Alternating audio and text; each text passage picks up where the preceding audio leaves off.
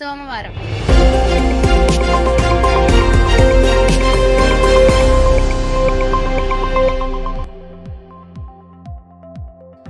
Welcome to news local.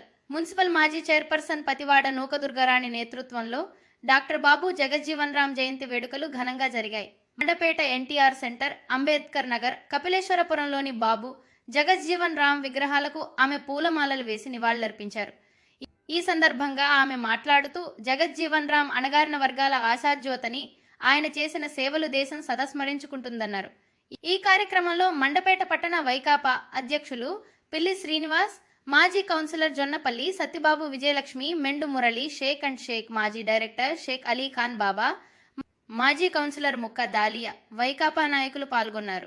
ముందుగా కపిలేశ్వరపురం సంఘ పెద్దలందరికీ కూడా నా పేరున అందరికీ కూడా ధన్యవాదాలండి.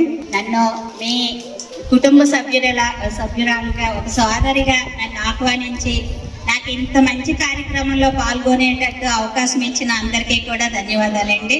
అలాగే మరి ఈరోజు మన జగజ్జీవన్ రావు గారి 119వ జయంతి సందర్భంగా సమతా దివస్ అంటే అందరూ సమానత్వము దినోత్సవంగా జరుపుకునే రోజు అని ఈ రోజు ఎన్నికైన రోజు మన జగజ్జీవన్ రావు గారు ఇక్కడ కులం లేదు, మతం లేదు, అందరూ కూడా సమానమే అని చెప్పుకునే రోజు. అలాంటి రోజున నన్ను ఇక్కడ పిలిచి ఆహ్వానించినందుకు అందరికీ కూడా ధన్యవాదాలు.